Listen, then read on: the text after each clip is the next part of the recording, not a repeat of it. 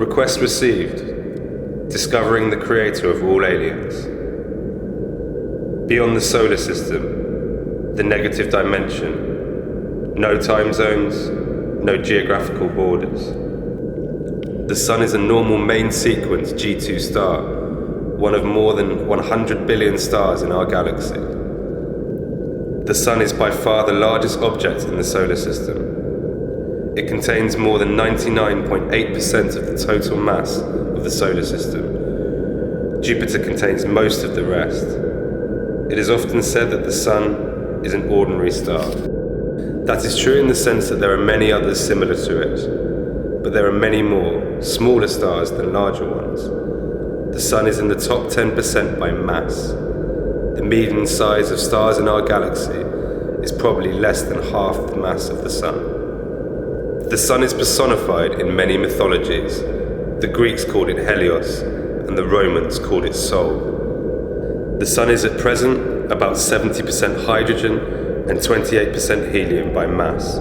Everything else amounts to less than 2%. This changes slowly over time as the Sun converts hydrogen to helium in its core. The outer layers of the Sun exhibit differential rotation. At the equator, the surface rotates once every 25.4 days. Near the poles, it's as much as 36 days. This odd behavior is due to the fact that the Sun is not a solid body like the Earth. Similar effects are seen in the gas planets. The differential rotation extends considerably down into the interior of the Sun, but the core of the Sun rotates as a solid body. Conditions at the Sun's core are extreme. Temperature is 15.6 million Kelvin and the pressure is 250 billion atmospheres. At the center of the core, the Sun's density is more than 150 times that of water. The Sun's energy output is produced by nuclear fusion reactions.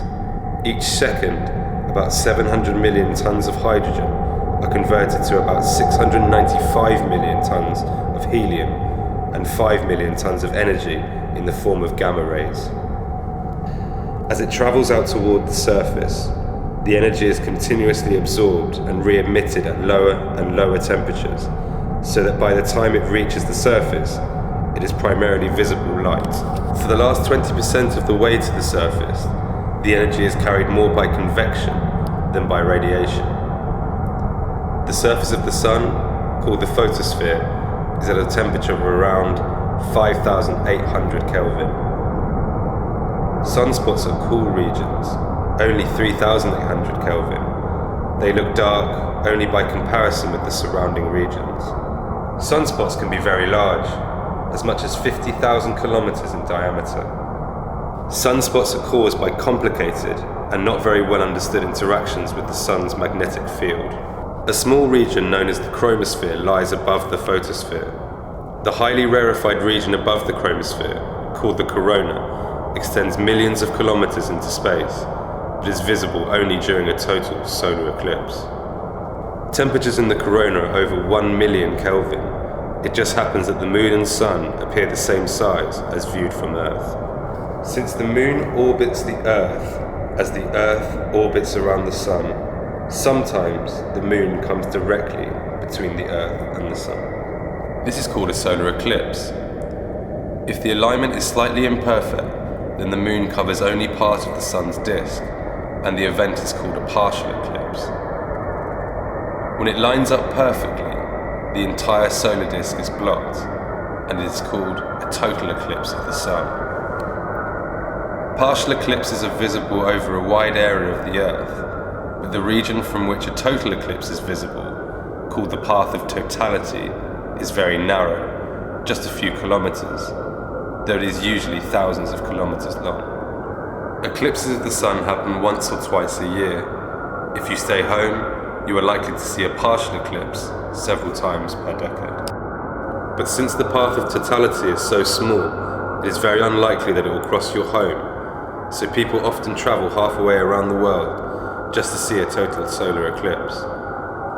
To stand in the shadow of the Moon is a spectacular experience. For a few precious minutes, it's dark in the middle of the day.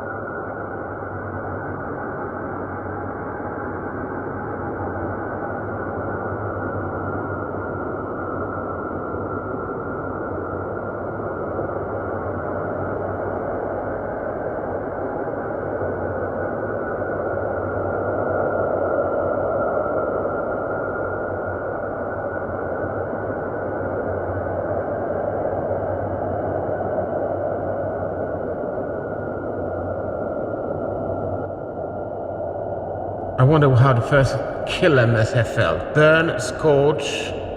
Killing is the supreme art of a warrior. It is a privilege of the elite.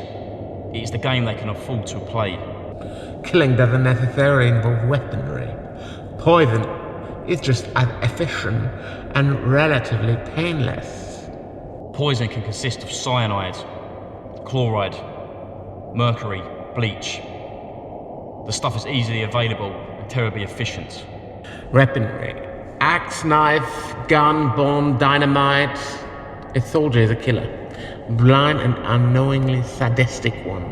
He can drop bombs over an entire city and all the motherfuckers underneath die of a long, agonizing death. A soldier always gets away with it, and he gets paid for it. It's a sure way to kill someone from a distance. I'm burning alive. I can't breathe. It's torture. It's vengeful. In my case, the other side tortured me, and he wasn't alone. My whole life was a living hell. You can't fight someone with the same weapon. Slaughtering. Torture is exciting, it's sexual in a way. There's always an incessant need to release a compulsion, pushing the victim's eyes on the inside and dismembering his body part. He had a trolley from hell screaming his head off whilst he's doing it. See the fucker bleeding and bleeding until he dries out. Torture can lead to cannibalism. I couldn't eat a piece of shit. I only eat my meat cooked. I want him to suffer and die. And get away with it. I only want to kill. Killing is the only option left. How can you really kill someone from a distance?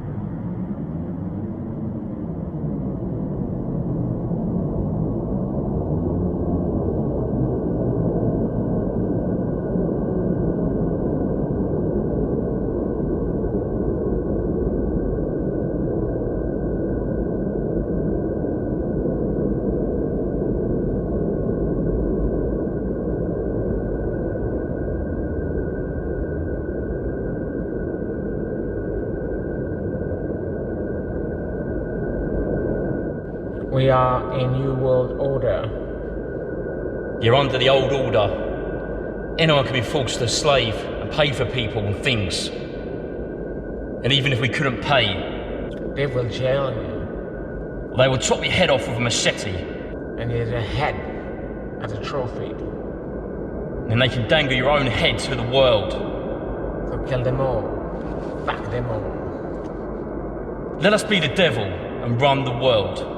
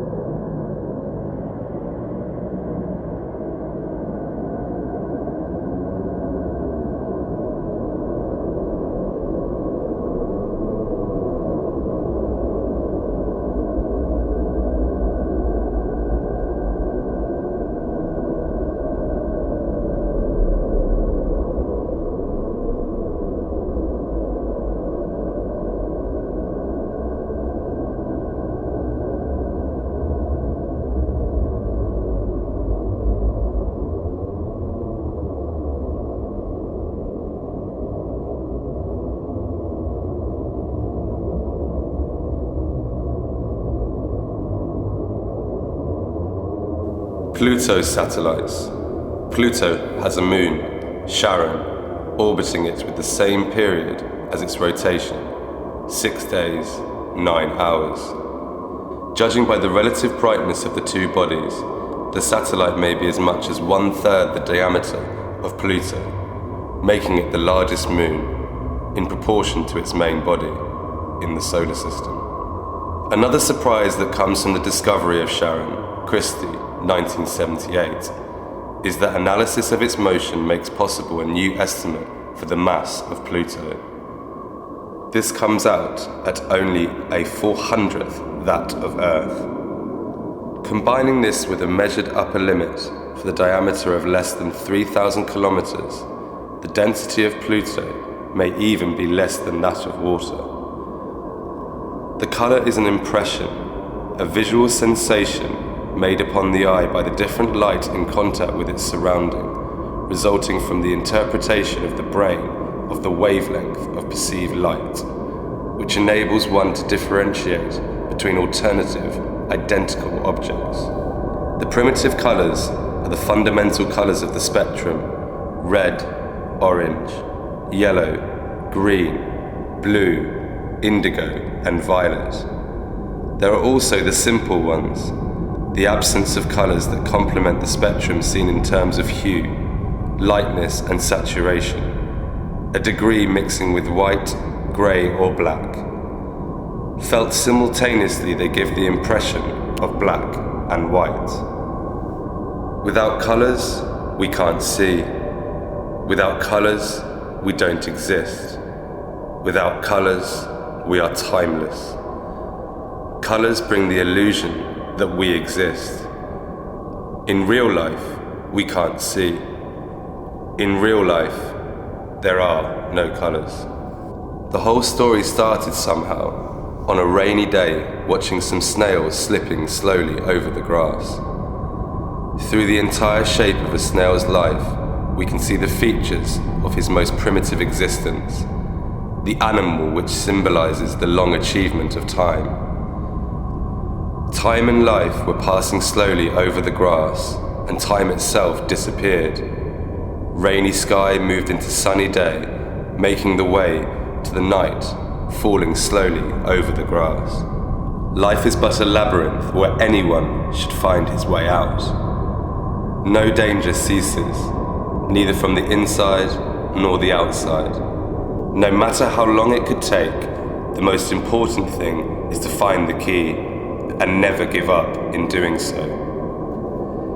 This is a story of time and life, illustrated by a myth where time no longer exists. Time being life, and life being time. Life only exists in our imagination. Time has only been created so that humans won't have to be afraid of emptiness. The world guided by humans has chosen a path that is believed to be right, that is good, but only causes the impression of misery and suffering for everyone. Humans have chosen to be constantly at war with themselves. This is evil. Always constant, but as it seems the price of a peaceful life means that evil must blossom. You can go on. You follow the rules or break the rules. Create a new world and will become an avenger of lost reality. Any human believes that reality is what is clear and concise. Humans are shielded from it, barred from the truth. Reality is evil. It's a devil's life.